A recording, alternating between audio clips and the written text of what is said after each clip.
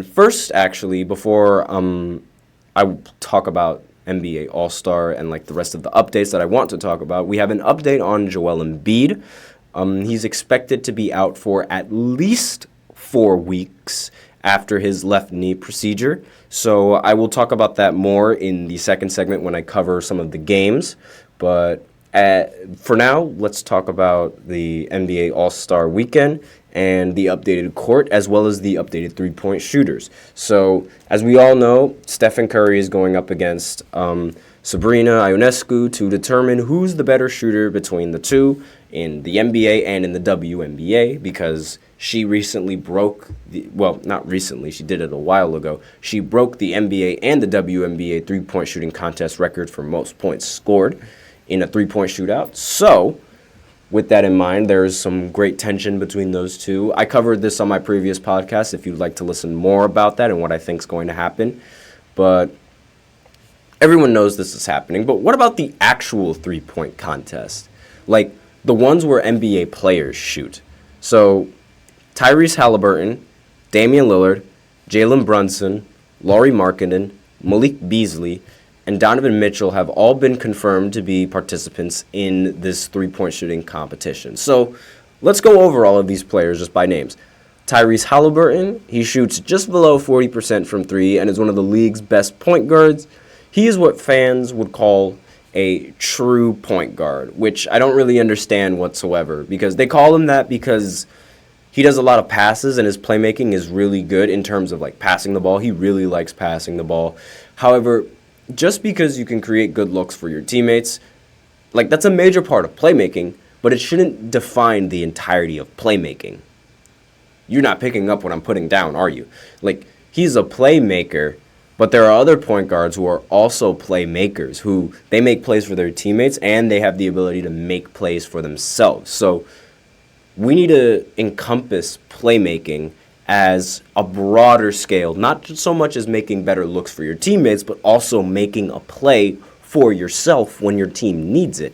Saying he's a true point guard and the only one in this league is kind of disrespectful to some of these guards that can create shots for themselves as well as create shots for his teammates. Playmaking shouldn't just be for making plays, like for the teammates. It should be also by making plays for yourself. That's why it's called playmaking. So that way you can make a play. A great example of this is Trae Young. He is a well-known shot maker. He's a well-known shot creator. And because he's like well-known as being a shot creator, a lot of people associate him to taking a lot of these difficult half-court shots, these difficult floaters, these difficult runners, all these types of shots. But at the same time, even though he's a shot maker, he can play make. He can create looks for others as well as create looks for himself. But he's not even in the talks of being one of the elite playmakers, which is incredibly disrespectful for someone who averages 27 and 12 almost every single season. It's called play making. But I digress.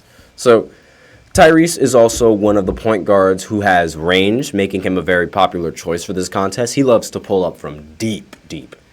And the concern for Halliburton in this competition, at least for me, is his shooting motion. When compared to the rest of the participants, his shooting motion isn't necessarily as fluid as you would expect. And when you're in a three-point shooting contest, it's all dependent on rhythm. It's a lot easier for a shooter to get into rhythm if he has a fluid motion rather than if he were to have a choppy motion similar to Tyrese Halliburton. Now, Tyrese's motion is a bit choppy, therefore could make getting into a rhythm difficult, just like how it was last year for when Dame was able to knock him down and beat Tyrese in the three-point shootout. As I mentioned before, Dame is one of the favorites in winning this three-point contest, seeing as he won the last one. I don't like discrediting these NBA players, but I will say that, in my opinion, Dame has been a little bit overrated this season just because he can pull up from the half-court line. Now, Damian Lillard, great regular season player, but he is the dollar store version of Steph Curry in the sense that he likes taking these 30-footers, but he doesn't like making them at an efficient rate compared to Steph.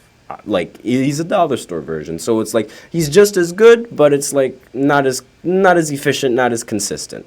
He has somehow snagged the reputation of being a clutch performer despite having really bad playoff numbers.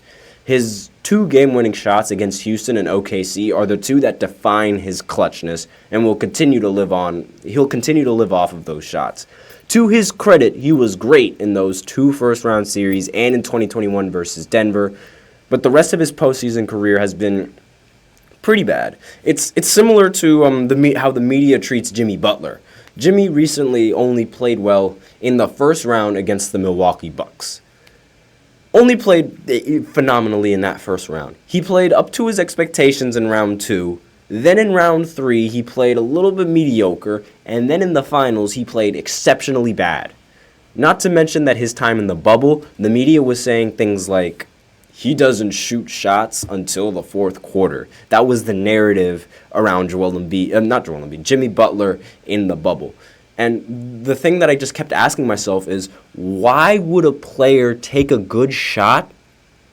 Why would a player not take a good shot at any point in the game and just save it for the fourth quarter? That didn't make any sense to me. If the shot is a good shot and it's open, a player is going to take that. Like, you're telling me that Jimmy Butler was holding out until the fourth quarter? Similar to Dame, his clutch reputation comes from 2 postseason runs, which is very unfair, given how a lot of these players don't necessarily have that clutch reputation and play better in the postseason and have more success in the postseason. So, given that, I think it's a little bit unfair to give Damian Lillard that clutch reputation just off of those few series, but I digress. So, since he did win in the last 3-point contest, who has the best odds to beat him? Let's continue down this list. Jalen Brunson. He is one of my favorite point guards this season, and he's actually the guard that I hope is going to end up winning this competition.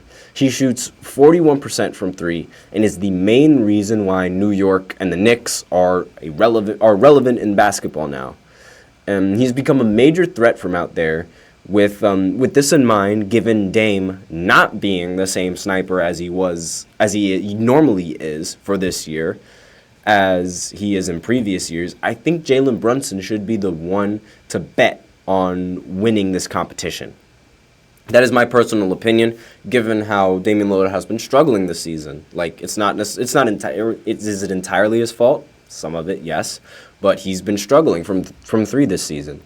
Now, the next participant, Lauri Markkanen. I never really get to talk about him on this show, so I will say that he is criminally underrated, absolutely criminally underrated. He's averaging 23 on 50, 40, and 88 shooting splits. Unfortunately, he's on the Utah Jazz, which is why he doesn't get that much coverage from the media. Being that it's Karl Malone's former team, I wouldn't really want to cover them that much either. He had 28 and 10 in the loss to Philly, but he helped the Jazz in a comeback win against the Milwaukee Bucks. He's a very good player, a very good shooter. He is all-star caliber. He was an all-star last year. He was good enough and he's definitely good enough to make it this year. But granted, all of the talent that's left in this league, as well as media coverage, it's very difficult for someone like Lauri Markkanen to make it into the All-Star game. He participated in the competition last year as well, so let's see now if he can finally get over that hump and actually win the competition. He's also the only player in this competition that isn't a point guard or that isn't a guard. Malik Beasley, while he doesn't necessarily have the star notoriety as the rest of the players do, he is definitely shooting the best out of all of them. He's shooting a career best 45% from the field, and has the highest percentage among all the three-point shooting participants. And to give credit to the other players, every other player that isn't Beasley is a volume shooter. So I'm just giving credit to where credit is due with all these players. They're all volume shooters, meaning they tend to be the ones taking the most shots on their team. So it's no surprise that in the end, their shooting is going to end up being a little bit worse than his, and their averages are going to be a little bit worse than his because they're taking more shots than him, and the shots they take also tend to be a lot more difficult and contested. Recently, Donovan Mitchell was also announced separately from the rest of the group mentioned. I don't know why. I also don't know why he wants to partake in this contest. Like, I personally view him as like the dunker type, but he won the dunk contest as a rookie, so maybe now he wants to like expand his repertoire and move on to 3-point shooting and win the 3-point contest. I always consider Donovan more of a dunker, like I said, than he is a shot maker, but I'm not going to sit here and act like he is not a shot maker and that shot making is not one of his strengths, because it 100% is. Overall, everybody included on this list is great, and I'm looking forward to see who ends up on top. However, we all know that the attention is going to be on Curry going against Sabrina Ionescu. I don't know when that competition will take place, if it'll happen before the regular 3-point contest, in the middle, or after, but we'll see how they're going to go with it. We're not done updating you all on All-Star Weekend, however. As you all know, the NBA All-Stars will be coming at us with the exact same type of format, East versus West, but what we didn't know is that they're going to be coming at us with a different court as well.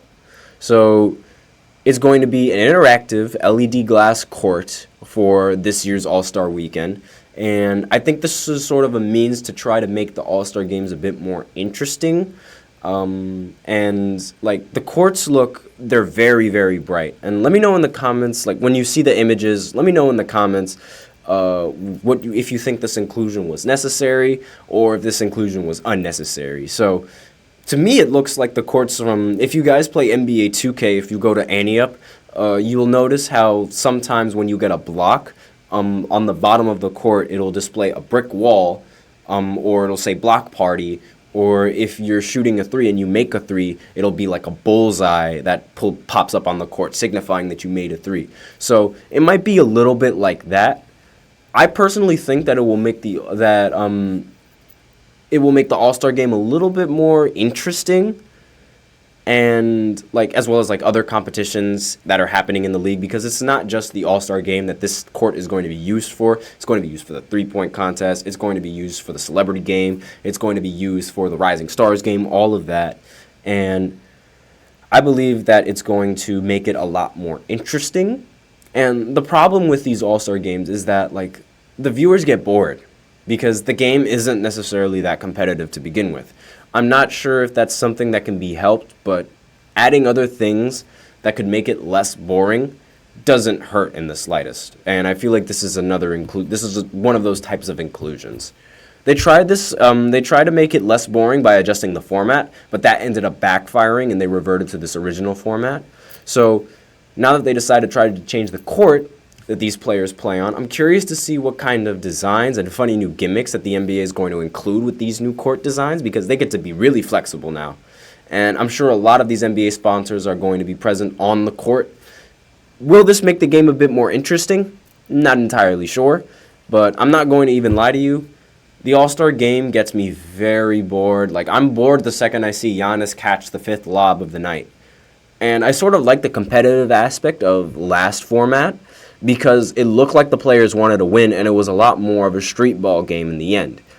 Me personally, what I want to see, for instead of the All-Star games, I think they should be turned into a big 3-on-3 tournament. And they use that court with LED lights and stuff to like promote that big tournament. But it should be a big 3-on-3. Like, you get all the All-Stars to vote in, you get the lineups, and then you get all those players get to pick their own team, they get to get other 2 players on their team to make their own 3-on-3 team, and they go up against all of each other in a big 3-on-3 tournament that lasts throughout All-Star break or just lasts throughout the day in All-Star break. I personally think that would be much more enjoyable to watch, and because watching an entire game of basketball is not, it's very time consuming, and it's even more time consuming when the players don't seem to care or want to win, like when there's no competitive aspect. So I really think a 3-on-3 tournament would be much better to watch That's my personal opinion on it, though. But with that, we are out of time for this second segment. Tune in to the third segment where I give a recap on the last night in NBA basketball, as well as the fourth segment, which I will reveal after the third segment. So stay tuned for that, but I will be right back after this short break.